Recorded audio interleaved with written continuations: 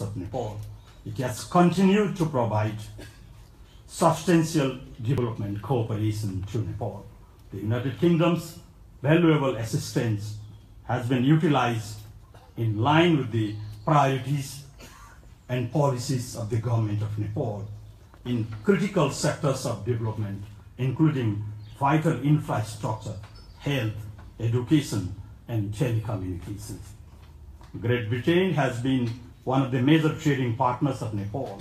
Nepal's trade with the United Kingdom is increasing. It is heartening to note that the annual British aid is on an increasing trend. Over the years, the cordial and cooperative relationship between Nepal and the United Kingdom has grown manifold to cover diverse fields. Growing people-to-people ties have contributed to make the relationship deeper and dynamic. These special events will, I believe, be a beautiful souvenir to the bicentennial celebration and a small contribution to reflect the friendly and rewarding relations of Nepal and Great Britain. I once again welcome you all to this special ceremony. Long live Nepal-Britain relations. I thank you all.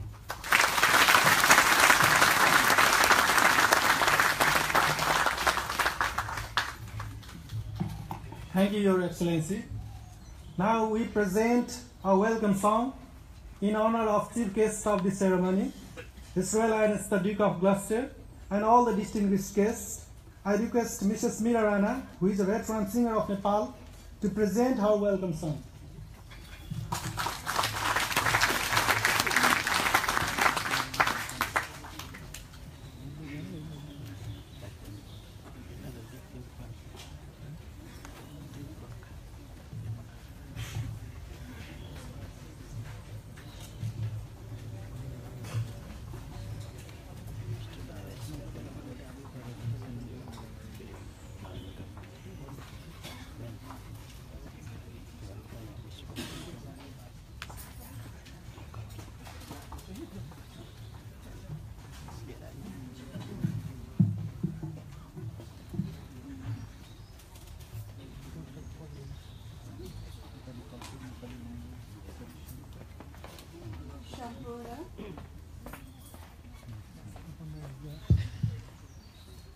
सम्पूर्ण आदरणीय महानुभावहरुमा मेरो नमस्कार। आज यहाँहरुको माझ यसरी मेरो सौभाग्य यहाँहरुको माझ उभिन पाए। यो उभ्याउने क्रममा महामहिम राजदूत दुर्गाबहादुर सुवेदीजीले मलाई आमन्त्रण गर्नुभयो। त्यसको लागि उहाँलाई हृदयदेखि धन्यवाद दिन चाहन्छु र दाजुभाइ दिदीबहिनीहरुलाई म यहाँबाट अभिवादन गर्न चाहन्छु। नमस्कार। मैले जुन एउटा गीत गाउँदै छु त्यो राष्ट्रिय गीत मेरो पहिलो गीत हो। यो 47 वर्ष अगाडिको गाएको गीत यो यहाँहरुलाई म सुनाउन चाहन्छु।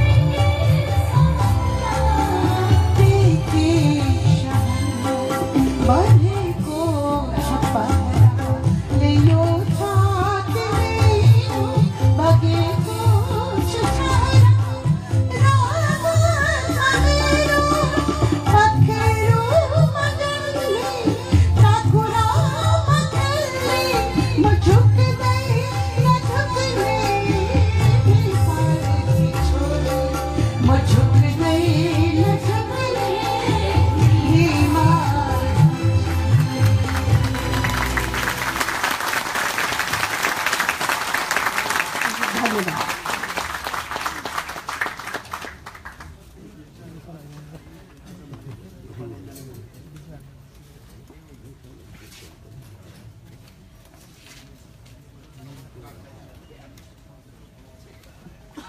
Thank you, Veera Rana, for your beautiful song. Now I have the honor to take this opportunity to request His Royal Highness the Duke of Gloucester and Honorable Member of the Legislative Parliament of Nepal, Dr. R.J. Ranadewa, to inaugurate the photo and painting exhibitions.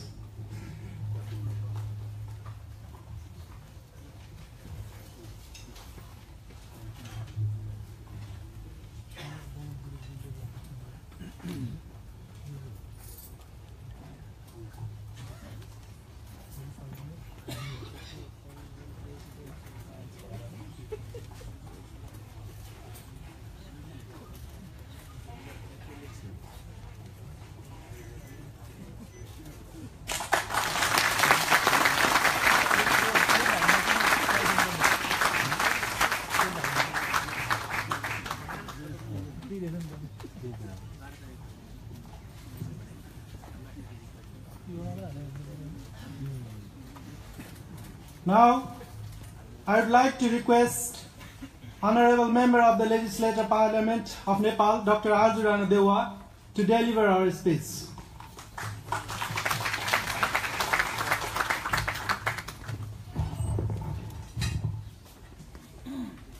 Good evening. Chair of the ceremony and Ambassador of Nepal to the United Kingdom, His Excellency Dr. DuBaSu-Poonam, Chief Guest of the ceremony, His Royal Highness the Duke of Gloucester, KG, GCBO, Right Honourable Members of the House of Lords and the House of Commons, Distinguished Permanent Under-Secretary and the Head of the Diplomatic Service of the Government of the United Kingdom, Excellencies the Ambassadors and High Commissioners, Excellencies the Mayors, Deputy Mayors and Councillors, distinguished guests, ladies and gentlemen, fellow citizens of Nepal, Namaste. It is indeed a distinct honor to be present at this special ceremony marking the bicentenary of bilateral relations between Nepal and the United Kingdom. I would like to thank His Excellency the Ambassador, Dr. DuBaSu-Poonam, for organizing such an important and historic ceremony in London. The United Kingdom and the British people have long occupied a special place in the affection of the people of Nepal. It is the first country in the world with which Nepal established diplomatic relations. The conclusion of the Sugauli Treaty in March 1816 not only paved the way for establishing bilateral relations with the United Kingdom, but helped Nepal to be known to the rest of the world. The government of Nepal continues to engage with the government of the United Kingdom in line with its foreign policy priorities. The United Kingdom remains one of the top development partners with the annual British aid on an increasing trend. The United Kingdom has also been an important partner for trade and investment. Nepal's relations and interactions with the United Kingdom remains important for political and humanitarian reasons as well. With the opening of Nepal in the 1990s and the high mobility of the Nepali people, there has been a growing trend of people-to-people relations that have further consolidated our bilateral ties. On the side of even older history, the service and sacrifice of the Gorkha soldiers have contributed to deepening our relations. The Gorkhas have not only been recognized as a loyal, heroic, disciplined and dedicated army, not only in Britain but around the globe. I am proud to state that brave Gorkhas received 13 Victoria Crosses during the wars that have been fought by Great Britain to protect our freedoms and shared values. In this course, the Gorkhas have also won themselves a place in the hearts of the British people. I would also like to pay tribute to all fallen soldiers for their immeasurable sacrifice. Your Royal Highness, the exchange of visits of high-level dignitaries between our two countries have played a significant role in furthering our bilateral relations. In these 200 years of relations, there have been official visits of 3 Prime Ministers of Nepal to the United Kingdom. On a personal note, I would like to state that I am related to all 3 Nepali Prime Ministers who visited here.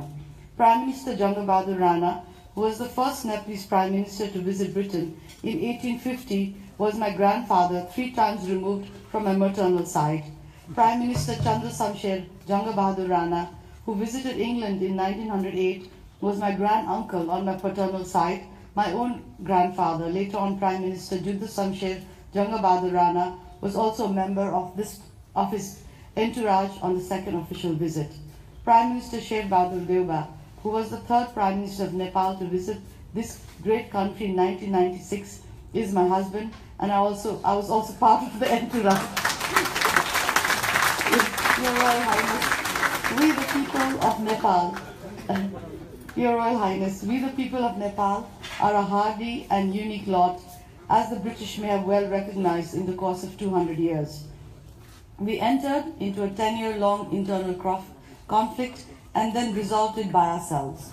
The conclusion of our homegrown peace process was the promulgation of an inclusive and democratic constitution in September 2015 after 8 years of rigorous democratic exercise. I would like to state that the drafting of the constitution, to which I was party, was an inclusive, transparent, participatory and negotiated exercise, and that it was endorsed by over 90% membership of the Constituent Assembly. The promulgation of the Constitution marks a watershed in the peace process and political transition in Nepal. The Constitution of Democratic Federal Republic of Nepal institutionalizes an inclusive and democratic polity and ensures pluralism, rule of law, representative and accountable government, social and economic justice, and subscribes to universally accepted human rights and freedom of press. We have been successful in empowering people, especially women and the hereunto under or unrepresented minorities. Our Constitution is committed to democracy and the creation of a more egalitarian and inclusive society where every citizen is equal before the law. The achievements made so far may not be sufficient, but politics is a process, and we are headed in the right direction in a peaceful manner. I would also like to state that our Constitution is not a rigid document. Rather, it is a living and dynamic document and capable of addressing any remaining or new issues within its framework. We have already made 2 amendments and have proposed a 3rd one to accommodate the aspirations and voices of our diverse peoples. Your Royal Highness, we have unflinching commitment to promote and protect human rights as Nepal is party to the major human rights conventions. We regularly, actively and comprehensively participate in reporting to these international instruments and mechanisms. In this period of political settlement, we are in the process of working through mechanisms for reconciliation to establish sustainable peace. I would also like to reiterate that Nepal has a strong commitment to gender equality and the empowerment of women. Nepal has made significant achievements in the progress of women in parameters such as life expectancy at birth, access to education, and improvements in maternal mortality. I am happy to note that the United Kingdom has played a good role in enabling these changes. In the new constitution, Nepalese women are guaranteed minimum 1/3 representation in the federal and provincial parliaments and 40% in the local governments. I am proud to share that Nepal's current Right Honourable President, Right Honourable Chief Justice, Right Honourable Speaker of the Parliament are all women. Your Royal Highness, Your Royal Highness, though my country is one of the most beautiful lands in the world and my people among the toughest and most gentle anywhere, our terrain poses tremendous development challenges. We are conscious that economic growth is important to sustain peace and for the political maturity of a nation. Thus, the efforts of the Nepal government are concentrated on infrastructure and social development to make the country prosperous and self-reliant, to end unemployment, hunger, illiteracy, dependency, and inequality. Reconstruction of physical infrastructure and recreating livelihoods in the areas affected by the great earthquakes of 2015 still pose a challenge, even though the current government has now put the process on a fast-track mode. In the future, we may have to contend with natural disasters triggered by climate change and other causes. We have a very young population for whom we need to provide access to quality health services, education, and employment opportunities. We cannot afford to fail on any of these fronts, lest there is another unrest in this now already very uncertain world. While working on these priority goals with commitment, the current government is determined to implement the new constitution of Nepal by conducting local level elections in the near future. In our quest towards achieving the aspirations of the people of Nepal, we look forward to the unflinching support of the British people and government. In the past, the United Kingdom has proved to be a very good friend of the people of Nepal, and we expect the same, if not more, of interest and support to us in the future. For our part, we will always be a good friend, especially as we have aspired to the same political and human rights principle as that of your country. We look to strengthening and broadening our ties even more in the next 200 years. I wish the bicentennial celebrations great success. I thank you all. Jai Nepal, Jai Britain.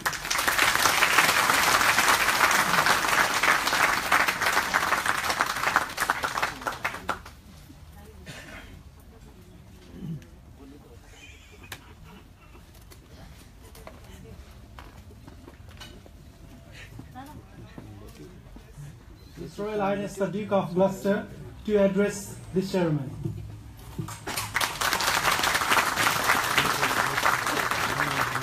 Thank you, Ambassador, for inviting me to join you on this very special celebration of 200 years of relationship between our two countries. I seem to remember that we got off to a rather bumpy start, and that at the beginning of the 19th century we sent a punitive raid on account of some slight. I can't remember the details, but I think it was soon forgotten. And that our army met your army, and there was a battle with perhaps unnecessarily high casualties. And it was sort of a draw, but the consequence was that both armies had a very high respect for the other army. And although we had come with malice aforethought, we retired feeling that the Nepalese were a jolly good lot, and we'd rather they were our friends than our enemies. And it turned out, not so long afterwards, when we had a little trouble with something that we refer to as the Indian Mutiny, that the Nepalese came to our aid and proved to be very reliable allies.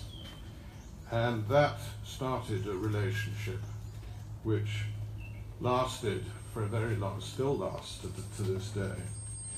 And I seem to remember that in the First World War, there were no less than 200,000 Nepalese volunteers who joined the British Army.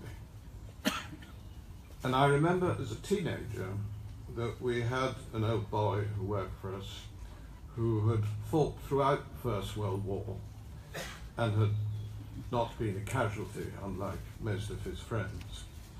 And he had a very high opinion of the Gurkhas.